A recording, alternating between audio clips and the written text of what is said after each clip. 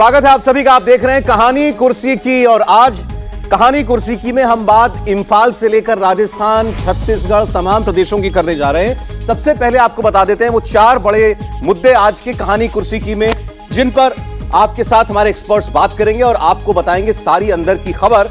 सबसे पहले बात राहुल गांधी की और मणिपुर की। राहुल गांधी मणिपुर पहुंचे हैं। मणिपुर में हालात अभी दुरुस्त नहीं है और राहुल गांधी विदेश से लौटने के बाद अब मणिपुर का दौरा करने जा रहे हैं। अभी खबर आई है कि उनकी गाड़ी के काफिले को रोक लिया गया है। कहा जा रहा है कि सुरक्षा बलों ने ठीक नहीं समझा कि उनको आगे जाने दिया जाए और उनसे कहा है कि आप उनको शांति का हवाला देकर कहा है कि ये शायद ठीक ना हो कि आप तुरंत उस जगह तक जाएं जहां रिलीफ कैंप लगे हुए हैं, शिविर लगे हुए हैं, और वहां जाकर आप लोगों से मिलें, क्योंकि हो सकता है कि लोगों की भावनाएं फिर इससे भड़कें। अब देखते हैं कि अभी इस खबर पर आगे क्या हो रहा है। और बीजेपी भी इसको लेकर लगातार तंज कर रही है कि राहुल गांधी को नहीं जाना चाहिए पॉलिटिकल टूरिज्म के लिए, कम से कम ऐसे संवेदनशील इलाकों के अंदर। और कांग्रेस पार्टी कह रही है कि जो आग भाजपा ने लगाई है उसको बुझाने के लिए राहुल गांधी का जाना जरूरी है। दूसरी और बहुत अहम खबर, बैठक नरेंद्र मोदी के साथ पार्टी के प्रेसिडेंट जेपी नड्डा और गृह मंत्री अमित शाह की। बैठक तो कल हुई थी, लेकिन अभी तक इस बैठक की सरगर्मियां शांत नहीं हुई हैं। अब यह माना जा रहा है कि इस बैठक के अंदर, जो काफी लंबी चली, एक खाका तैयार कर लिया गया है। केंद्र सरकार में एक बार फिर उठापटक होने जा रही है। कुछ नाम बाहर जाएंगे, कुछ नाम अंदर आएंगे, और ऐसे ही एक नई टीम पार्टी की भी बनाई जाएगी 2024 के चुनाव से पहले। प्रधानमंत्री के अमेरिका दौरे से पहले ही इस बात को लेकर काफी कुछ कहा जा रहा था कि केंद्र की सरकार में और पार्टी में बड़े स्तर पर बदलाव की तैयारी है, और उस प्रधानमंत्री के दौरे से पहले शायद उस पर एक आखिरी मुहर प्रधानमंत्री की लग भी जाए। तब वो नहीं हो पाया, लेकिन अब लगता है कि वो एक्सरसाइज आगे बढ़ाई गई है। इस पर आपको डिटेल मिलेगी। आज की तीसरी बड़ी खबर, राजस्थान का झगड़ा खत्म होने का नाम नहीं ले रहा है। सचिन पायलट आगे क्या करना चाहते हैं, इसको लेकर कोई खबर नहीं आ रही है। लेकिन अब एक बार फिर केंद्रीय नेतृत्व राहुल गांधी की लीडरशिप में इस राजस्थान के मसले को सुलझाने की कोशिश करने जा रहा है। तो ये 23 का पायलट प्रोजेक्ट लॉन्च करने की तैयारी है। अब देखिए कितना मना पाते हैं सचिन पायलट को इस नई कोशिश में। और इस बार इसीलिए इसमें ज्यादा गंभीरता नजर आ रही है, क्योंकि अभी कल ही आपने देखा कैसे छत्तीसगढ़ में, वहां भी ऐसे ही नंबर 1 नंबर 2 का झगड़ा था। भूपेश बघेल मुख्यमंत्री हैं और टीएस सिंहदेव लगातार 4 साल से 5 साल से कोशिश कर रहे थे कि सरकार में उनको नंबर 2 का दर्जा दिया जाए, उनको उप मुख्यमंत्री बना दिया गया। लेकिन क्या ऐसा कुछ अब होता दिखेगा राजस्थान में? चौथी बड़ी खबर, चंद्रशेखर रावण। चंद्रशेखर पर गोली चली, उन्हीं के इलाके सहारनपुर में। गोली चलाने वाले संदिग्ध लोग पकड़े भी गए हैं, लेकिन वो कौन है इसके बारे में अभी कोई जानकारी शेयर नहीं की गई है। गनीमत ये रही कि रावण चंद्रशेखर जो हैं, उन्हें कोई गंभीर चोट नहीं आई, गोली उन्हें छू करके निकल गई। लेकिन चुनाव से पहले पश्चिमी उत्तर प्रदेश में इस पूरी वारदात ने सियासी पारा तो हाई किया ही है, और चंद्रशेखर पर जानलेवा हमला करके किसे क्या हासिल होगा, इस पर भी आगे हम लोग आज बात करेंगे। स्वागत करते हैं हमारे मेहमानों का। हर्षवर्धन त्रिपाठी जी हमारे साथ हैं रोज की तरह। हर्षवर्धन जी, बहुत स्वागत है आपका। हमारे साथ विनोद अग्निहोत्री जी हैं, आपको आज रोज उनके कमेंट सुनने को मिलते हैं, बहुत स्वागत है विनोद जी। और हमारे पॉलिटिकल एडिटर देवेंद्र पराशर हमारे साथ हैं। देवेंद्र, आपका भी बहुत स्वागत है। शुरुआत राहुल गांधी के मणिपुर दौरे से, जो बड़ी खबर आ रही है उससे। मणिपुर के दौरे पर पहुंचे राहुल गांधी का काफिला विष्णुपुर में रोका गया है। वो हिंसा प्रभावित लोगों से मुलाकात करने जा रहे थे। राहुल गांधी के इस सियासी टूर पर बीजेपी सवाल उठा रही है। अमित मालवीय ने ट्विटर पर यह लिखकर पूछा कि जब 2015 से 2017 के बीच हिंसा हुई थी, उस वक्त राहुल गांधी क्यों नहीं गए थे मणिपुर? कांग्रेस के राज में जब दंगे हुए तो पीड़ितों का हाल जाने राहुल गांधी क्यों नहीं गए? और इस बार अब उनके जाने के क्या मायने हैं? बहरहाल तस्वीरों में आप देखेंगे राहुल गांधी मणिपुर पहुंच चुके थे, इंफाल पहुंच चुके थे, और वहां उनका स्वागत पूर्व मुख्यमंत्री इकराम ओबीसी सिंह ने किया। और उसके बाद उनका काफिला आगे बढ़ रहा था। बताया गया विष्णुपुर के पास उनकी गाड़ी रोकी गई है, लेकिन अब उनको आगे जाने दिया जाएगा या नहीं, यह हमको देखना होगा। कांग्रेस पार्टी कह रही है कि पिछले कई हफ्तों से मणिपुर जल रहा है, इसकी सुध प्रधानमंत्री नहीं ले रहे। राहुल गांधी वहां मरहम लगाने जाना चाहते हैं, उनके ऊपर आखिर इस प्रकार की सख्ती करने का क्या मतलब है? और राहुल गांधी का मकसद भारत जोड़ने का है, जो उन्होंने पहले दक्षिण से उत्तर तक किया, अब पूरब से पश्चिम तक करेंगे। और मणिपुर में लोगों से मुलाकात करने का उनका कार्यक्रम था। वो राहत कैंप में जाना चाहते थे, खुद लोगों से जानकर पूछना चाहते थे कि क्या हुआ, क्या हालात हैं वहां पर। और अभी खबर ये आ रही है कि उनकी गाड़ी को रोक लिया गया है।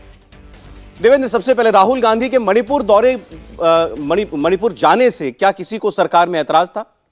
और सौरभ, जैसे कल ही हम लोग बात कर रहे थे कि इस बात की संभावना कम रहेगी कि राहुल गांधी को इतनी इजाज़त दी जाए कि वहाँ पे वो जाएं, और निश्चित तौर पे पॉलिटिकली इसको ऐतराज़ कर सकते हैं। अन्यथा ऐतराज़ का कोई ऐसा कारण नहीं हो सकता कि अगर हिंसा प्रभावित क्षेत्र में कोई नेता जाते हैं तो वो बहुत स्वाभाविक सी चीज़ मानी जाती है। लेकिन ये भी उतनी ही स्वाभाविक है कि आपको पहले के भी तमाम उदाहरण ऐसे देखने को मिले होंगे कि जब जब ऐसा होता है तो वहाँ पर जो तब का जो प्रशासन होता है वो उस नेता को रोकने की कोशिश करता है, चाहे वो किसी दल का हो। वैसी ही तस्वीर यहाँ पे देखने को मिल रही है। लेकिन ओवरऑल देखें तो मणिपुर निश्चित तौर पर एक बड़ा कंसर्न बना हुआ है, और ये सिर्फ और सिर्फ इस लिहाज से नहीं कि वहाँ पर किसकी सरकार है, बल्कि इस लिहाज से कि जिस नॉर्थ ईस्ट को इस तरह से विकास की मुख्य धारा में लेकर आया गया था, वहाँ पे कोई एक स्टेट इस प्रकार के जातीय उन्माद में अगर जल रहा है तो निश्चित तौर पे सबके हित में यही है कि जल्द से जल्द इस समस्या का समाधान हो। राहुल गांधी के हिसाब से अगर बात करें तो निश्चित तौर पे उन्हें एक बेहतरीन अवसर ऐसा दिखा होगा। मणिपुर को लेकर आप देखें सौरभ, तो कांग्रेस पार्टी लगातार इस बात को लेकर हमलावर थी। पीएम मोदी के अमेरिकी दौरे से पहले इस बात को लेकर लगातार हमलावर थी कि मणिपुर की स्थिति खराब हो रही है, प्रधानमंत्री जा नहीं रहे हैं, प्रधानमंत्री ध्यान नहीं दे रहे हैं। तो कांग्रेस पार्टी ने इस अवसर को भुनाने के तहत राहुल गांधी का प्लान किया है दौरा। तो बीजेपी तो कह रही है कि राहुल गांधी आज जाना चाहते हैं मणिपुर। 2015 से 17 के बीच में वहां तब भी हिंसा हुई थी और ओक्राम इबोबी सिंह की सरकार थी, तब आखिर कांग्रेस पार्टी के नेता वहां क्यों नहीं गए थे? और उस वक्त भी हालात जो थे वो वहां की राज्य सरकार के कुछ फैसलों की वजह से बिगड़े थे, ऐसा बीजेपी आरोप लगा रही है। और राहुल गांधी बहरहाल आज वहां बीजेपी की सरकार है तो अब जा रहे हैं, तो इसको लेकर नुक्ताचीनी तो की जाएगी। विनोद जी, नहीं, देखिए, राजनीतिक दलों का जो राजनीतिक व्यवहार है वो अलग अलग होता है। जब सत्ता में जो दल होता है उस वक्त उसका व्यवहार अलग होता है, विपक्ष में होता है उसका अलग होता है। तो बीजेपी का ये कहना सही है कि जब 2017 और 15 के दौरान वहाँ इकराम इबोबी सिंह की सरकार थी और हिंसा हुई थी, तब कांग्रेस के नेताओं को, राहुल गांधी तब भी कांग्रेस के नेता थे, जाना चाहिए था। तब उनकी अपनी सरकार थी। अब बीजेपी की सरकार वहाँ पर है, केंद्र में बीजेपी की सरकार है, तो अब राहुल गांधी जा रहे हैं। जैसा कि अभी देवेंद्र जी कह रहे थे कि ये एक राजनीतिक मौका होता है राजनीतिक दलों के लिए, जब जहाँ विरोधी दल की सरकार होती है और कोई अगर हिंसा की घटना होती है, कोई बड़ी घटना होती है, दुर्घटना होती है, तो आमतौर पर वो जा करके वहाँ एक सहानुभूति बटोरने की कोशिश करते हैं। और इसीलिए राहुल गांधी को ये मौका लगा। दूसरा, जो आपने अपने संबोधन में बड़ी बात कही थी, मुझे लगता है वो भी एक कारण हो सकता है। आपने कहा था कि वो पश्चिम से पूरब की यात्रा करने वाले हैं। अगर राहुल गांधी भारत जोड़ो यात्रा का दूसरा चरण, चाहे वो शायद हाइब्रिड यात्रा हो, अगर वो पश्चिम से पूरब करेंगे और मान लीजिए अभी मणिपुर नहीं जाते, तो ये सवाल उठ सकता था कि जब मणिपुर जल रहा था तब राहुल गांधी कहाँ थे। अब उनके पास इसका जवाब है कि जब वो यात्रा करेंगे और कोई कहेगा कि मणिपुर जल रहा था राहुल गांधी कहाँ थे, तो कहते हैं मणिपुर में थे। तो एक ये भी कारण हो सकता है, उनको यात्रा करनी है तो जो है उसके पहले ही एक पेशबंदी के तौर पर मणिपुर जाके उन्होंने साबित कर दिया। मुझे तो सौरभ शक हो रहा था कि वो दिल्ली से उनको उड़ने दिया जाए कि नहीं जाएगा। मुझे तो लग रहा था दिल्ली हवाई अड्डे पर ही ना रोक दिया जाए, लेकिन दिल्ली से लेके इम्फाल तक गए, इम्फाल शहर के अंदर गए, विष्णुपुर के पास उनको रोका गया है। तो मुझे लगता है इस पर काफ़ी विचार विमर्श हुआ होगा स्थानीय प्रशासन के साथ, और केंद्र सरकार ने सारा मामला छोड़ दिया होगा स्थानीय सरकार पर, राज्य सरकार पर, कि आपने हिसाब से देखिए क्या करना है ताकि राजनीतिक मुद्दा न बने। अगर दिल्ली में रोक दिया जाता तो ये बड़ा राजनीतिक मुद्दा बनता। इम्फाल में रोका गया है तो ये माना जाएगा भाई आपको जानने दिया गया, लेकिन आगे स्थिति चूंकि संवेदनशील है इसलिए हम आपको रोक रहे हैं। भारत जोड़ो वाली बात विनोद जी, जहां तक है ये खबर आई थी, आपको ज्यादा पता होगा कि राहुल गांधी करना चाहते हैं ऐसी कोई एक्सरसाइज ईस्ट से वेस्ट तक करना चाहते हैं, वेस्ट से ईस्ट करना चाहते हैं। अभी तो ये लिखा है उनके प्रवक्ता ने कि वो भारत जोड़ने मणिपुर जा रहा है, मोहब्बत बांटने, गले लगाने, आंसू पोंछने, विश्वास जताने के लिए, मोहब्बत बांटने के लिए मणिपुर उनको जाना पड़ रहा है। ठीक है, उसमें कोई एतराज तो नहीं किया जा सकता। हम आमतौर पर देखते हैं हर्षवर्धन जी, कहीं कुछ ऐसा मामला होता है, बंगाल में कई दफे हुआ है, बीजेपी ने यहां से फैक्ट फाइंडिंग टीम्स भेजी, सांसदों को भेजा जाता है, नड्डा जी गए, कहीं उनको रोक लिया जाता है, कई जगह नड्डा जी के तो काफिले में पत्थर मारे थे। तो ऐसा तो राज्य सरकारें करती हैं। अब मणिपुर के हालात खुद ही कांग्रेस पार्टी रोज बताती है कि कितने विकराल हैं। अब ऐसे में राहुल गांधी का जाना वहां ठीक था, ये मौका ठीक था या नहीं? नहीं, देखिए, मौका ठीक नहीं था ये लोकतंत्र में हम नहीं कह सकते, और बिल्कुल अधिकार है पूरा हर राजनीतिक दल को जाने का। राहुल गांधी भी अभी गए तो इसमें कोई बहुत गड़बड़ नहीं दिखती है। लेकिन मणिपुर का ये कोई ऐसा नहीं है कि किसी एक जगह पर कोई दंगा हो गया हो।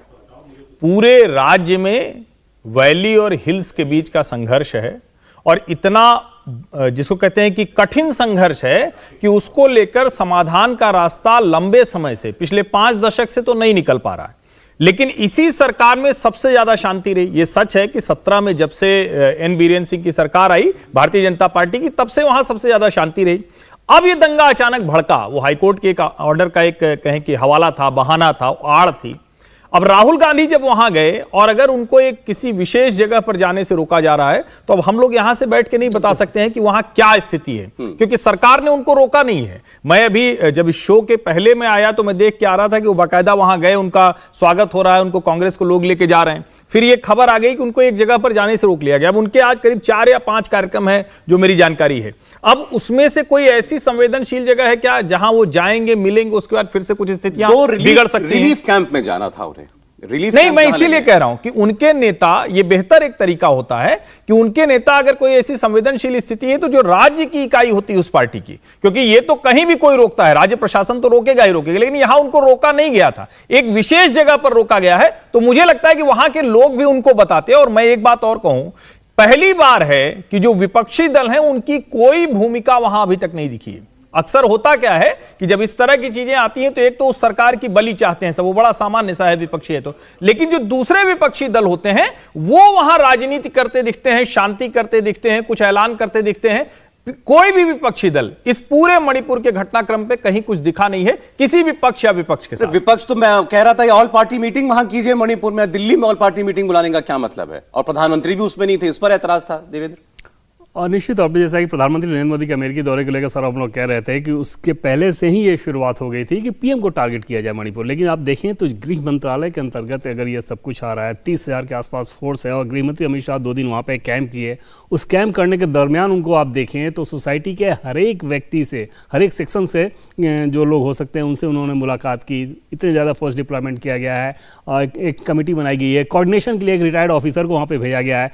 तो उसके अलावा अमित शाह ने यह कहा भी कि कोर्ट का जो फैसला था वो जल्दबाजी में आ गया था। तो ऐसा नहीं है कि कोई पॉलिटिकल डिसीजन या सरकार के किसी डिसीजन के चलते हिंसा भड़की है, बल्कि वो हिंसा भड़की इस लिहाज से कि वो कोर्ट का एक डिसीजन है। और इस हिंसा के मूल में सौरभ देखें तो वो एक तात्कालिक कारण आप कह सकते हैं, उसके अलावा जो 5-6 कारण थे वो ज़्यादा बड़े कारण नजर आ रहे हैं। और इसके चलते इस हिंसा को इतनी आसानी से रोक पाने में शायद ये सरकार अभी संभव नहीं हो पा रही है, क्योंकि जो स्थिति है वो बहुत ज़्यादा पेचीदा है, बहुत जटिल है। खासतौर पे जो वहाँ पे अवैध घुसपैठिया हैं उनके ऊपर कार्रवाई की जा रही थी, जो मुख्यमंत्री हैं वो कार्रवाई कर रहे थे वैसे लोगों पे जो कि स्मगलिंग करते हैं। तो ऐसा लगता है कि हाईकोर्ट के एक डिसीजन ने एक पूरा कॉकटेल बना दिया है, जिसके चलते मामला इतना ज्यादा भड़का नजर आ रहा है। देखिए अभी स्टेटमेंट आ रहा है राहुल गांधी के दौरे पर ही, कांग्रेस पार्टी कह रही है कि प्रधानमंत्री नरेंद्र मोदी को राहुल गांधी से सीखने की जरूरत है मणिपुर के मुद्दे पर। देखिए 3-4 जगह उनका कार्यक्रम है, 2 दिन का कार्यक्रम में समाज के हर एक वर्ग से मिलेंगे, पीड़ित लोग से, और उनका दर्द दुख बांटने का कोशिश करेंगे, उनको जो है संयम देने के लिए। और मुझे लगता है राहुल गांधी जी के विजिट से जो है सरकार को कम से कम ये सीख लेनी चाहिए, प्रधानमंत्री जी को सीख लेनी चाहिए कि मोदी जी क्या कर रहे हैं, राहुल जी पहुंच रहे हैं, वो तो एक आम नागरिक हो गए और उनको इतनी चिंता, देश के प्रधानमंत्री को कोई चिंता नहीं है। तो प्रधानमंत्री को सीखना चाहिए राहुल गांधी से कि राहुल गांधी वहां जा रहे हैं लोगों से बात करने के लिए, टेम्पर्स थोड़े कूल डाउन होंगे, कुछ शांति बहाली में की प्रक्रिया में कुछ हासिल होगा। प्रधानमंत्री को भी यूं ही करना चाहिए था। नहीं देखिए, कम से कम कांग्रेस के नेताओं को ये तुलना करने से बचना चाहिए, क्योंकि फिर जब तुलना होती है तो कहते हैं कि देखिए जानबूझ के राहुल जी को खड़ा किया जा रहा है, जबकि वो तो बेचारे अब सांसद भी नहीं है। तो बेचारे अब सांसद अगर नहीं है तो उनकी पार्टी के मल्लिकार्जुन खड़गे जी को जाना चाहिए था, तब तो प्रोटोकॉल फॉलो करना चाहिए था। न तो वो सांसद है न वो पार्टी के अध्यक्ष हैं। लेकिन मेरा ये मानना है कि लोकतंत्र में विपक्ष के किसी भी नेता को कहीं भी जाने का अधिकार होना चाहिए। कहीं सुख दुख है तो उसको सिर्फ सत्ताधारी दल के लोग बांटे, ये ठीक नहीं है। लेकिन यहां बहुत स्पष्ट है, मणिपुर की समस्या जिस तरह की है उस समस्या में यह देखना पड़ेगा कहीं आप उसको बढ़ाने वाला काम तो नहीं कर रहे हैं। और अमित शाह जब तक वहां थे तो अमित शाह ने भी किसी भी ऐसे बहुत इलाके में जाने की कोशिश नहीं की जहां जाने से कोई स्थिति बिगड़ती, क्योंकि वहां हथियारबंद विद्रोह है, वहां कई तरह के ऐसे, और अफीम की खेती के खिलाफ। और खुद अमित शाह कह रहे हैं कि हम इस देश से अवैध ड्रग्स का जो कारोबार है उसको खत्म कर देंगे। ये छोटी बात नहीं है। और मणिपुर का वो जो एक तरह से कहें कि म्यांमार, लाओस और थाईलैंड, उसका जो ट्राई जंक्शन है उससे जुड़ा हुआ जो इलाका है वो बहुत बड़ा ड्रग्स का एक अड्डा हो गया है, अवैध ड्रग के कारोबार का। मुझे लगता है कि इसको भी समझना पड़ेगा, जिसकी बात राजनीतिक दल नहीं करते हैं कि वहां की मूल में क्या समस्या है। चलिए इस खबर पर आगे कोई अपडेट आएगा तो हम उसको दोबारा आपके साथ शेयर करेंगे। राहुल गांधी को फिलहाल रोका गया है एक जंक्शन पर, वहां से आगे वो जाते हैं या नहीं जा पाते हैं इस पर आगे बात करेंगे। यूनिफॉर्म सिविल कोड पिछले 2 दिन से देश की सियासत में छाया हुआ है और इसे लेकर कश्मीर जम्मू कश्मीर के पूर्व मुख्यमंत्री फारूक अब्दुल्ला का एक बड़ा स्टेटमेंट आया। फारूक अब्दुल्ला ने कहा है कि यूसीसी पर भारत सरकार को बार बार सोचना चाहिए, कहीं यूसीसी के लागू होने से कोई तूफान ना आ जाए। देखिए, सबसे बड़ी चीज मैं आपसे ये कहूंगा, जो आजकल ये कर रहे हैं कि यूनिफाइड कॉमन कोड होना चाहिए, मैं समझता हूं उसकी तरफ इनको सोचना चाहिए। ये मुल्क डाइवर्स है, इसमें हर किस्म के लोग रहते हैं, हर मजहब रहता है, हर जबान के लोग रहते हैं, हर सोच के लोग रहते हैं, और मुसलमानों का अपना शरीयत लॉ है, उसकी तरफ भी इनको नजर रखनी चाहिए। और इसके बजाय कि इसको आगे चलाएं, इस पे बार बार सोचें कि कहीं कोई तूफान ना आए अगर इसके लिए इन्होंने कोई कदम उठाया। फारूक अब्दुल्ला इस देश के सबसे सीनियर लीडर्स में से एक हैं और जम्मू कश्मीर जैसे राज्य से आते हैं, तो इसलिए उनकी भूमिका और महत्वपूर्ण भी हो जाती है, क्योंकि वो आप कह सकते हैं 90% 95% तक शायद हिंदू आबादी मुस्लिम आबादी वाला हमारा राज्य है। तो वो जो कुछ कहते हैं उसके बहुत मायने होते हैं। अब उन्होंने दो बातें कही कि मुसलमानों के पास शरिया लॉ है, उसके ये सोचकर आगे बढ़े, और दूसरा उन्होंने कहा कहीं कोई तूफान ना आ जाए। और मैं एक बात और जोड़ दूं कि ये तो हमारे प्रोग्रेसिव लीडर्स में से आते हैं। फारूक अब्दुल्ला साहब की सोच कहीं कोई दकियानूसी सोच कभी किसी मैंने तो नहीं सुना किसी से कि कोई ऐसा पत्नी अंग्रेज है, पत्नी उनकी अंग्रेज है। अब आप सवाल, और उसके बाद ये स्टेटमेंट है उनका। देखिए, फारूक साहब निश्चित रूप से देश के जो वरिष्ठ राजनेता हैं उनमें से एक है। प्रकाश सिंह बादल जी अब नहीं रहे, मुझे लगता है उसी पीढ़ी के फारूक साहब हैं, और उनके पास बड़ी लेगेसी है शेख अब्दुल्ला साहब की। अब उन्होंने जो बात, देखिए, सबसे बड़ी चीज मैं आपसे ये कहूंगा, जी जो आजकल ये कर उन्होंने जो बात कही है, मुझे लगता है उन्होंने कंसर्न शो किया है। अब वो उनकी स्टाइल है, बोलने की शैली है कि तूफान ना आ जाए, आग ना लग जाए कहीं, ये उनका है। वो रेटोरिक्स में बात करते हैं हमेशा फारूक साहब। 370 के समय भी आपने देखा था इस तरह की रेटोरिक्स देते हैं। लेकिन उनका कहने का मतलब ये कंसर्न है, सरकार इस पर सोचे, बार बार सोचे कि इसको कैसे लाना है, क्योंकि डाइवर्सिटी का इशू बार बार उठ रहा है। ये विविध, अच्छा ये बात सही है कि कॉमन सिविल कोड, जो यूनिफॉर्म सिविल कोड जब आएगा तो खाली मुसलमानों का ही थोड़ी होगा, उसमें तमाम सारे जो समुदाय हैं देश के, उस सबके कंसर्न उसमें शामिल होंगे। तो ये उनका कहना है, उनका तरीका जरूर है कि तूफान ना आ जाए। तो मुझे लगता है कि थोड़ा इस शब्द का इस्तेमाल न करते तो ज़्यादा बेहतर होता। सरकार को सुझाव दें, सरकार के साथ जो है वो संवाद करें, क्योंकि वो अपोजिशन के उस अलायंस के भी हिस्सा है जो 23 जून को जो मिला था। उसी अलायंस के एक हिस्से अरविंद केजरीवाल ने समर्थन कर दिया यूसीसी का, दूसरे हिस्से फारूक साहब कह रहे हैं तूफान ना आ जाए। तो आप समझ सकते हैं यूसीसी अब एक राजनीतिक मुद्दा बनता जा रहा है। नहीं, और उनका ये भी कहना कि भाई शरिया कानून है देश के पास, वो केंद्र में मंत्री रहे, मुख्यमंत्री रहे, वो बखूबी जानते हैं कि भाई जहां देश के संविधान की बात आएगी तो वहां किसी पर्सनल लॉ के लिए कोई जगह नहीं है। उसके बाद भी उनका ये कहना कि नहीं, शरिया लॉ इतने लोग मानते हैं देश के अंदर, इसका आप लोग को ख्याल रखना चाहिए। हर्षवर्धन जी। नहीं, मुझे लगता है कि बहुत आपत्तिजनक भाषा में फारूक अब्दुल्ला बोल रहे हैं, और ये पहली बार नहीं बोला उन्होंने।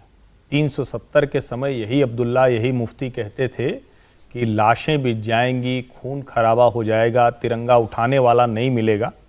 इनके पीछे लोग नहीं हैं, लेकिन तिरंगा उठाने वाले तो वहाँ तक हैं जहाँ इनकी कल्पना में भी नहीं है, और अब तो हो सकता है कि उधर से भी हों जहाँ बार बार ये सोचते थे कि वो संभव नहीं।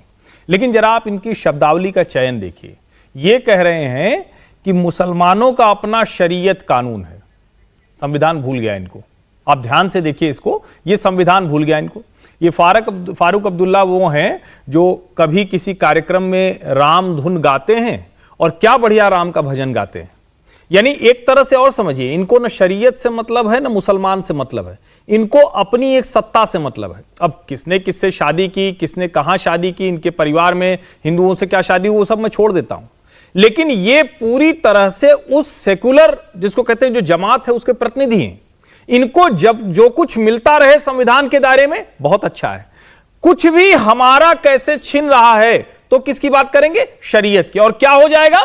तूफान आ जाएगा। इसका मतलब क्या है? इसका मतलब यह है कि देश के एक हिस्से को ये डराने का काम करते हैं, जिसको डराते हुए इनके परिवार ने 3 पीढ़ी से जम्मू कश्मीर में सत्ता हासिल की, और उसके बावजूद बार बार ये उसी संविधान को कमतर बताने की कोशिश करते हैं, जिस संविधान की वजह से आज उनको वो सारे अधिकार हैं। 370 खत्म हुई, फारूक अब्दुल्ला का कोई एक अधिकार खत्म हुआ क्या? इसका जवाब वो नहीं दे पाएंगे। और जब वो कहते हैं कि सबके अधिकारों की यूसीसी मुश्किल है, तो भाई मैं फिर कह रहा हूं किसी को नमाज पढ़ने से, मंदिर जाने से, चर्च जाने से कोई नहीं रोकने वाला है। किसी आदिवासी को अपने कुल देवता की पूजा करने से कोई नहीं रोकने वाला है। लेकिन आज के आधुनिक समय में एक जैसा कानून सबके लिए हो, विविधता बनी रहेगी, विविधता थोड़ी ना खत्म हो जाएगी। इंडिया टीवी हर वक्त हर जगह डाउनलोड करने के लिए सर्च करें India TV news Google play store या ऐप स्टोर पर।